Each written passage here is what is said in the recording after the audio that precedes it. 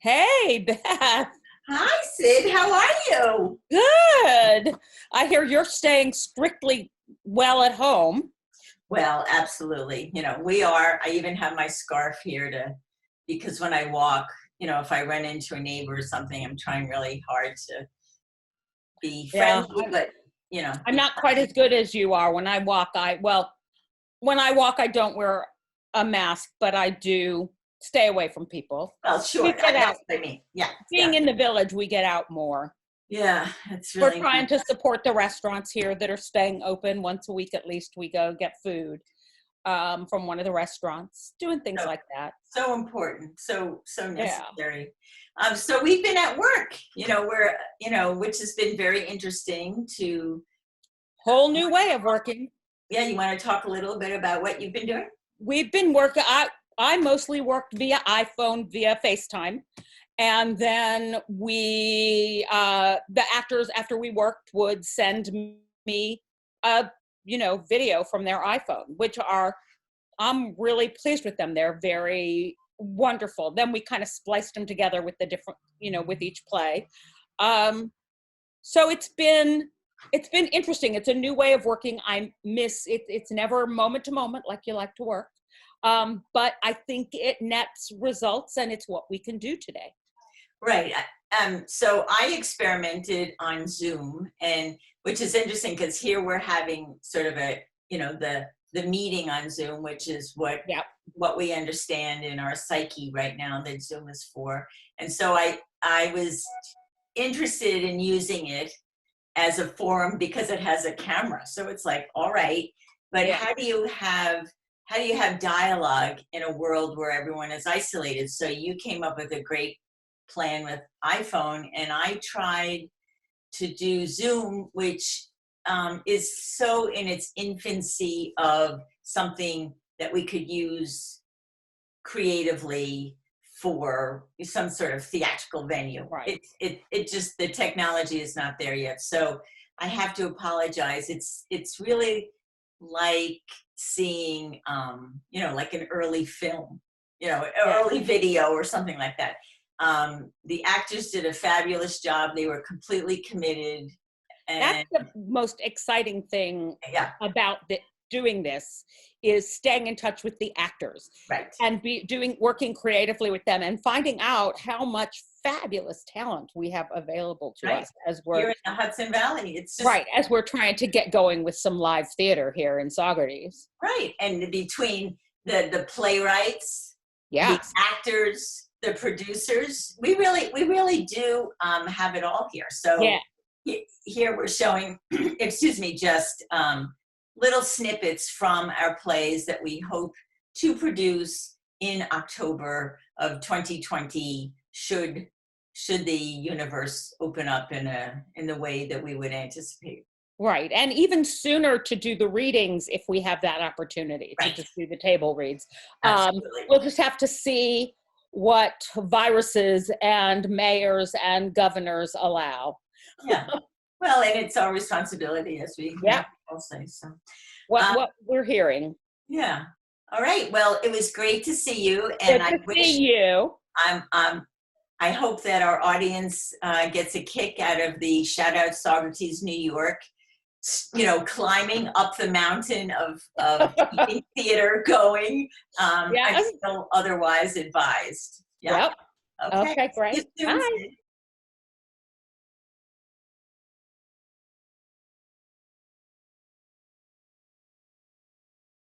Hi. Hi, I'm Sherry Magid, And I'm Sarah Baskin.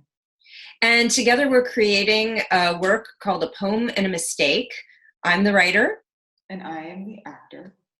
So a bit about how we came to work on this piece. I was working with Professor Stephanie McCarter, who's going to be the first the first female translator of Ovid's Metamorphoses, which is a text in the canon that many colleges study that contains 50 rapes.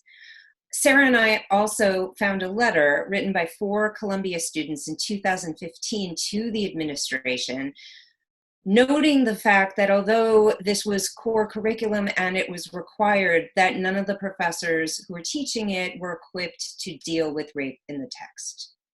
So we were really interested in how you deal with these great texts in the canon in a post-Me Too era, and how someone would grapple with their own personal situations and also texts that they adore.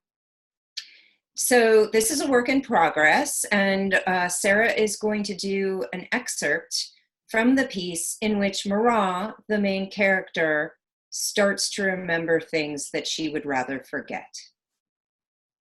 We hope that you enjoy, and thank you so much for watching. Thank you. Bye. Bye. Time passed, and I was at a Seder. I was at a Seder with a boyfriend who I wasn't sleeping with, Dayenu. I loved the order of it, the Seder, Dayenu. I liked the sound of the words, even though I didn't understand what they meant, Dayenu. I liked that a green vegetable was spring, and that a flat wafer was the bread that didn't rise, and that was okay, that things didn't go as expected. There was a lot of smoting. He smote the cattle, Dayenu. He smote their firstborn, Dayenu. He smote the Egyptians with the parting of the Red Sea, Dayenu. I was in the Red Sea, and the waters were parting for me, but would they stay on the banks? Would I stay on dry land? Would I walk across to the other side?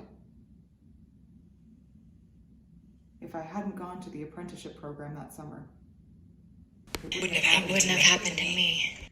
If I had gone to the apprenticeship program but not tried to make friends with everyone, it wouldn't have happened to me. If I had tried to make friends with everyone but minded my own fucking business, it wouldn't have happened to me. If I had minded my own business but not looked so damn eager, it wouldn't have happened to me. If I had looked so eager but didn't want with all my heart, it wouldn't have happened to me. If I had wanted with all of my heart, but didn't give it away, didn't lean in and say, here, take this, I don't need it anymore. Just, in fact, I'd give it to you. This is my heart. This is myself. Take it. You're so much better than me.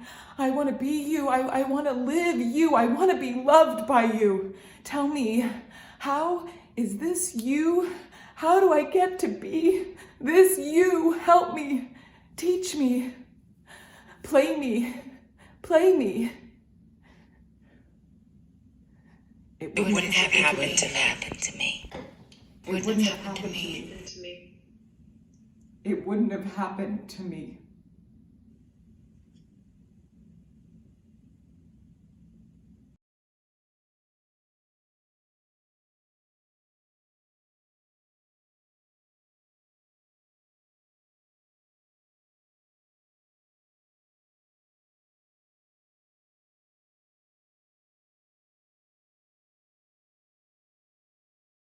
As millions of people around the world are stuck in self-isolation, video conferencing technology has really been the glue which has kept the global community intact.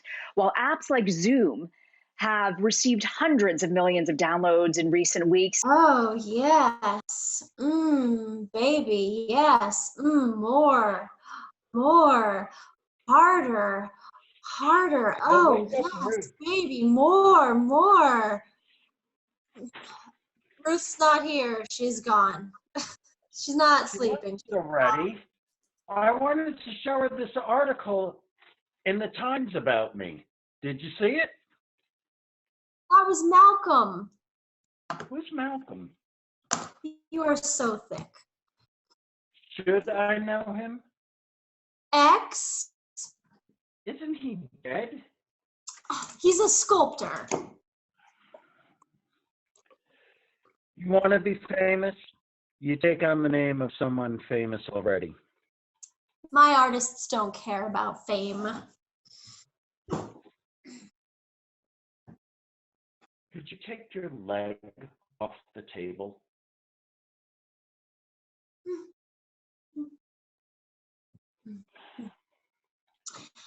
What's this? Ruth's birthday breakfast? Day late? Delish. I love the taste of guilt. I'm not guilty of anything. Ruth had a great time at my show last night. Glad I was excluded. I promise you, John, you will never, ever show in my gallery. Not even if I begged? Seriously? Malcolm has a 5-year contract with Lyceum. Lyceum? Mhm. You expect him to go from Lyceum to you? Why the hell not? I have a reputation for nurturing my artists. Nurturing? You sleep with them. Consensual. Please don't try and break contract with Lyceum. Aw, you're concerned about me. How was last night? What did she tell you? Was Ruth helpful? Yes, she was wonderful. What did she tell you? About The obvious, me. the obvious, yeah. It's not such a big deal, her birthday. One birthday. I have 25 assistants and not one of them reminded me it was Ruth's birthday. Did you know that yesterday was my wife's birthday? She needs to put things in perspective, am I right? No arguments. Is money bad? Is the new place bad? She gets a whole extended townhouse for herself. And those whatchamacallits, those creepy little toys. Barbie. Beanie Babies. Elmo. Furbies. She gets a whole walk-in closet just for them. Is that enough? No. Have you noticed how depressing she is lately? You noticed? String connecting everyone to everything. I'll camouflage string so it's invisible and people won't see it until they bump into it and get all entangled. This is your chance, Beth. You can offer it to the Met. The Met? Is it hard for you to humiliate me, or does it just happen naturally for you? The Met's not gonna buy string, John. String for the Met. Not even you can pull that off. She's not returning my texts either. Oof, suspense. Poor baby, so alone, to quote Ruth. What's that supposed to mean? Ah, it's her. What the? No way. This is not happening.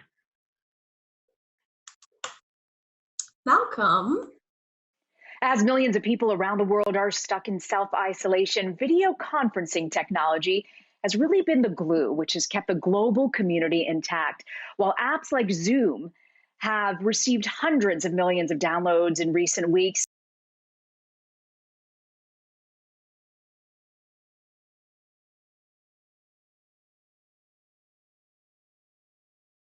In 1863, my daughter gave me a camera. "Here, Mommy," she said.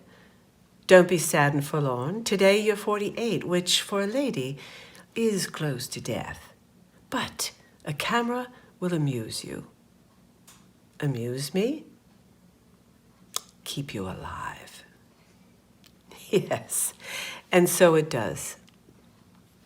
I become a genius, a lightning bolt. a force. My camera, a gift from God. Well, that's my legend anyway. Art as transformation, divinity at one's door. Not hard work. Not dirty hands, grubby pleas for notice. Oh no, not that. I must be a lady, an angel in the house. Angels don't work hard. Angels aren't ambitious. So I am a ladylike lady, a mother of 6, or is it 16? Oh. Anyway, many children, born of me or in my care. I took in many orphans, and that is a woman's calling. We care and care and care for all the great men and all the young things, and the virtues of perfect beauty. Here, on the Isle of Wight, I photograph distinction, men of science, men of words, men of heroic stature. Darwin sat here. Oh, yes, he did. And many, many others. Herschel, Carlyle, Tennyson. Yes, Lord Alfred Tennyson. Oh, I hope you know their names, that they're not lost to time. History isn't kind. It's unfair, unjust, and terribly unpredictable. I find some fame in my lifetime, but afterwards, dismissed. I'm ignored for years, invisible, forgotten, until... And this is a lovely thing. Excuse me? Mrs. Cameron? Please, Mrs. Cameron, I need my picture taken. My mother said it's time. I've been told I have to grow, walk, leave the garden. I don't want to grow, and I know nothing of love. I'm Alice in the underground. I follow that white rabbit, grow and shrink, swim in tears, talk to caterpillars. Everyone knows the story. They all know the story. I want to be Alice Little. When you were young with Dodgson, you must have felt like an angel. You looked like one, which means he found your spirit with you. Yes, I'll say it. Dodgson is a genius. He makes it feel like magic. We're in a world together where anything can happen. Alice, are you hiding? There's my rabbit. Jumpy rabbits, hippity hop. They don't stay in focus. You want to take my picture? Yes, but you have to be still. My dear Mrs. Cameron, I have long admired and long longed to meet your brilliant Mr. Tennyson. Could you be prevailed upon to secure an introduction? I wish to take his portrait. It would be an honor, deep, desperate, and profound. Mr. Dodgson, I hear you want to take my photo. Well, you're not alone. It seems my face brings money. My dear fellow, forgive me. My father was a madman. I sometimes speak quite roughly. My friends know how to tame me, others merely tremble, quake in the presence of greatness. I'm joking. Man, it's amusement. I've had a very tiring day. And frankly, sitting for portraits brings out the beast in my soul. I'm really very shy and private, inward, remote. So placing myself in front of a box, a quite inanimate object, and letting it gaze and glare at me is deeply disturbing. I assure you, it needn't be so. Oh. She'll enjoy it. Well, tell me why. Tell me what's the thrill in stealing someone's face? I don't consider it theft. I think of it as a gift. To eternity. Posterity, at least. Ours is a wondrous age. I believe photography is going to change our world. Meanwhile, sir, concerning the word posterity, yes, I feel it's important. I want to record the greatness, the very genuine greatness of the thinkers and the heroes of our age. Time is fleeting, eras too. Why not at least aspire? Why not at least attempt perfect preservation?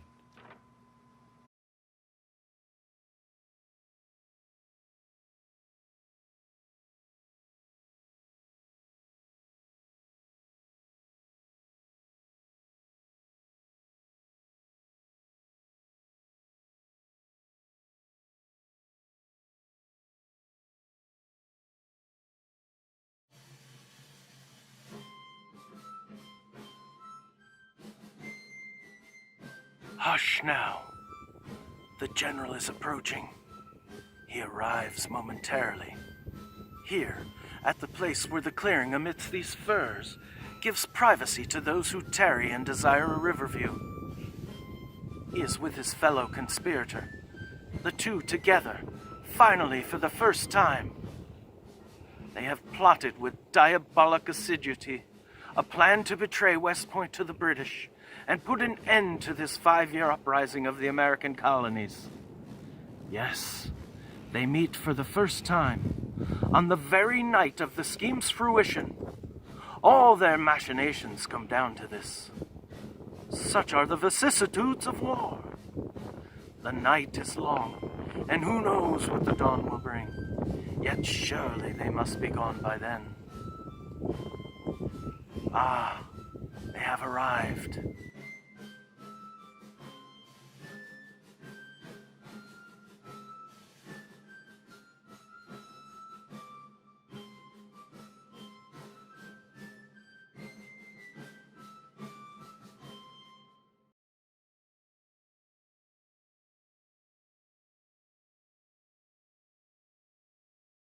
Okay. Yeah, it's on.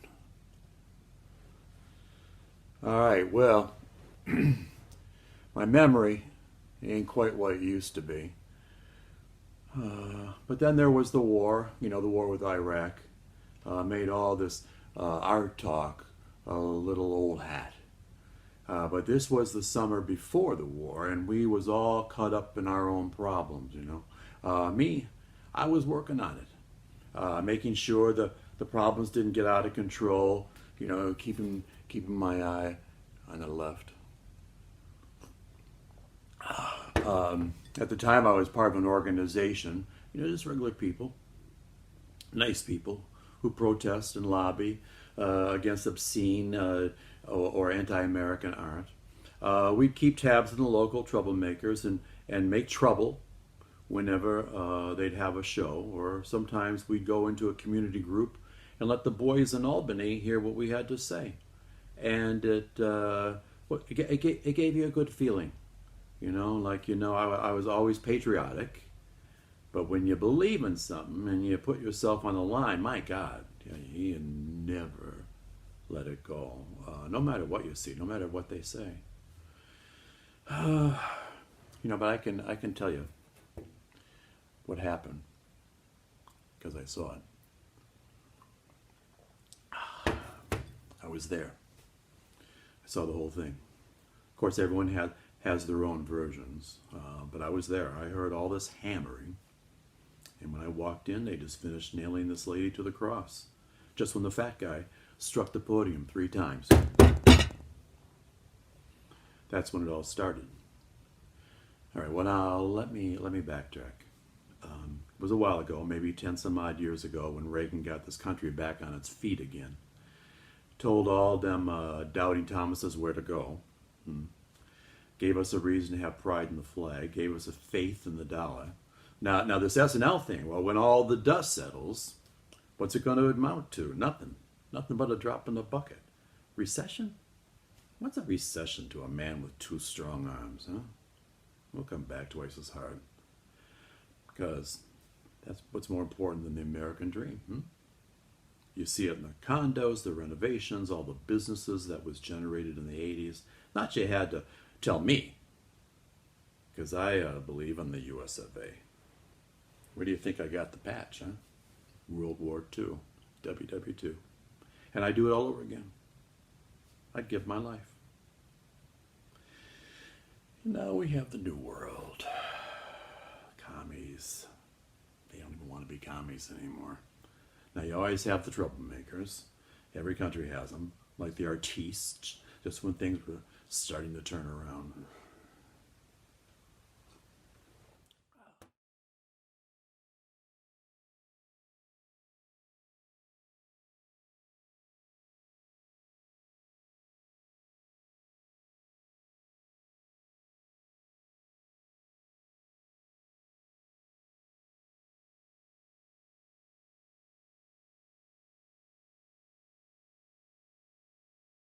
Blue Girl was originally written for the New Circle Theater Company's Inferno project, which is an exploration of Dante's Inferno and the Nine Circles of Hell.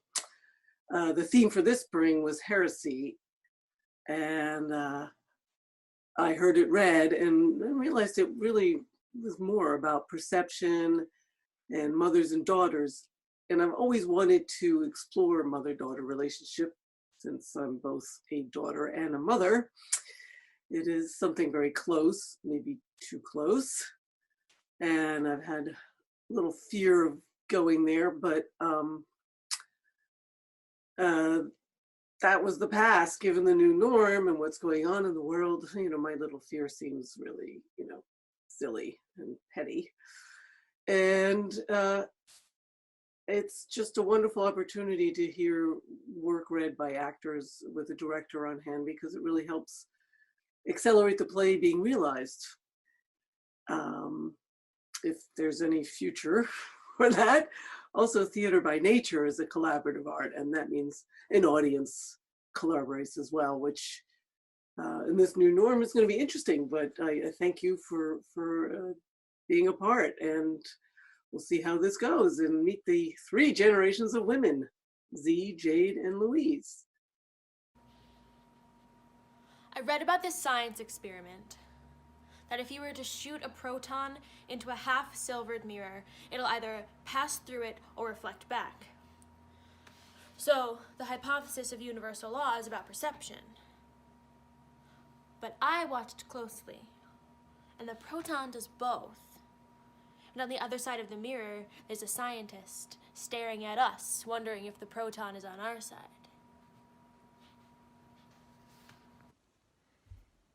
Z is gender neutral. It's not uncommon these days.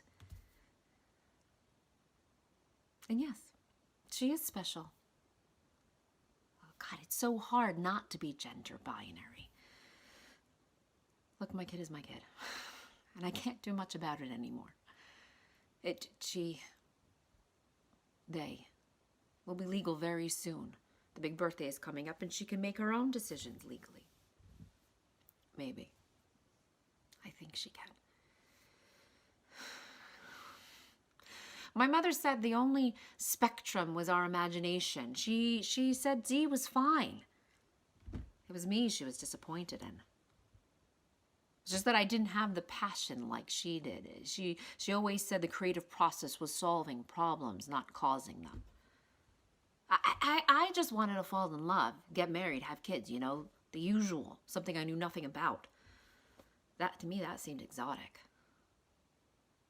I know that sounds nuts, but once I dropped out of college and ran off with a punk band. She was strangely encouraging.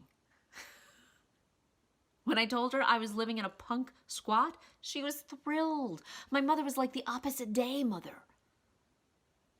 I didn't see Lou, my mom, very much. She was always out in her studio, and once she moved it to the warehouse in Brooklyn, I barely saw her. Jade, how long are you going to use being a mother as an excuse not to do things? Ever since you had Zelda, you've checked out of any reality or responsibility for anything. Not a job, career, nothing. I'm just hemorrhaging money to keep you guys afloat. And what thanks do I get? I can't even get you to archive my artwork, for Christ's sake.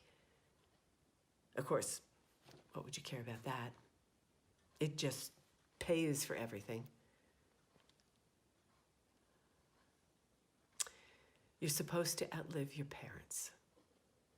That's the norm, if you're lucky, and you are. My parents died, theirs died, so on and so on, and I understand impermanence and nature and her ability to snatch what you cherish the most from your heart. It's cruel and it's harsh, but it's the way it is. And you mollycoddle your daughter way too much. How is she ever going to handle life on her own?